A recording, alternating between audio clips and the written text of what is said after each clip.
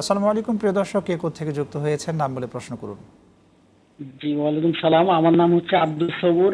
আমি কিছুক্ষণ আগে আরেকটি প্রশ্ন করেছিলাম। আমার বাসা পঞ্চগড় আটোয়ারি থানা। জি। আমার আমার প্রশ্নটি হচ্ছে, আমাদের সমাজে যে আমরা দেখতে পাই যে আমরা শুধু দুই ঈদের নামাজ, সরি, আমরা দুই ঈদের দিনে ফজরের নামাজ পড়ে আমরা কবর জিয়ারত করতে যাই আর কি।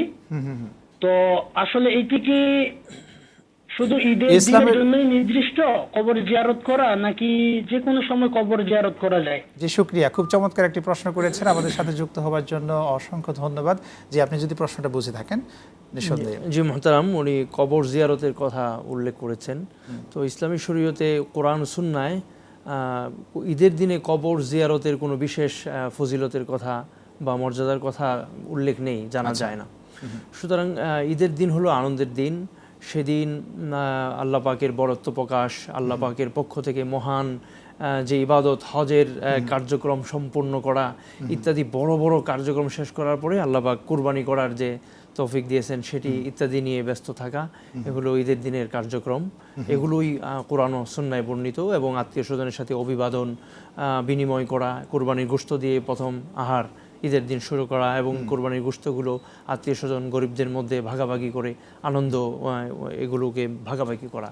কিন্তু ঈদের দিন আত্মীয় স্বজনের কবরে গিয়ে জিয়ারত করা, এই ধরনের কোনো আমলের কথা কোরআন সুন্নায় উল্লেখ পাওয়া যায় না। কিন্তু সেই দিন যদি কেউ নিজে থেকে করতে চান, এরকম বিধিনিষেধ নেই। বিধিনিষেধ নেই, কেন সেই দিনে আমরা একত্রিত হই, সবাই বিভিন্ন জন বিভিন্ন জায়গায় থাকে। বাবা দাদার কবরে জিয়ারত সেই দিন একত্রিত হবার কারণেই কিন্তু মূলত এটা হয়ে থাকে। ঘটনাচক্রে যদি এ ধরনের কর্ম কেউ করেন তাহলে বাধা নেই, কিন্তু ঈদের দিনে কবর জিয়ারতকে নিয়ম বানিয়ে যদি কেউ মনে করে যে এই দিনে কবর জিয়ারত করাটা বিশেষ কোনো মর্যাদার দাবি রাখে, তাহলে সেটি কিন্তু শরীয়তে নেই। জি, শুক্রিয়া, আমরা উত্তর পেয়েছি। কুরবানি যখন আমরা যে পশুতে কুরবানি দিই, সেই কুরবানির পশুর গর্ভে যদি বাচ্চা পাওয়া যায়, সেই ক্ষেত্রে করণীয় কি?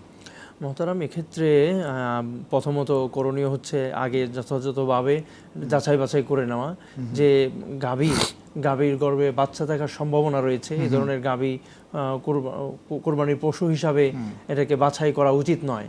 কারণ কোরবানির পশু বাছাইয়ের ক্ষেত্রে হাদিসে আমাদেরকে নির্দেশনা দিয়েছে সুন্দর সুদর্শন, সাম্মিনু দাহিয়াতাকুম ফাইন্নাহু আলা সিরাতি মাতায়াকুম।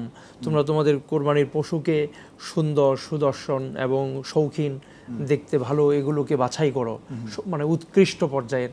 কারণ এটা তোমাদের পুলসিরাত পার হওয়ার জন্য ব্রিজে তোমাদের কাজে আসবে। এরকম আরো অনেক হাদিস আছে, কোয়ালিটি সম্পূর্ণ পশু, কোয়ালিটি সম্পন্ন। সুতরাং বাছাই করা উচিত এরকম দেখে। আর যদি ঘটনাচক্রে এমন হয়েই যায় যে কোরবানির পশু জবাই করার পরে তার গর্ভে বাচ্চা পাওয়া গেল, তাহলে এই বাচ্চাটাকেও কোরবানি জবাই করে দিতে হবে। জবাই করার পরে এটা গোশত চাইলে খেতেও পারেন, অথবা এটাকে দাফন করে রাখতে পারেন। খাওয়ার মতো কি ওটা স্বাস্থ্যকর থাকে তখন সেই সময়টা? আসলে উপযুক্ত হয় না এবং এটা রুচিসম্মত নয়, এই জন্য এটাকে দাফন করে দেওয়া।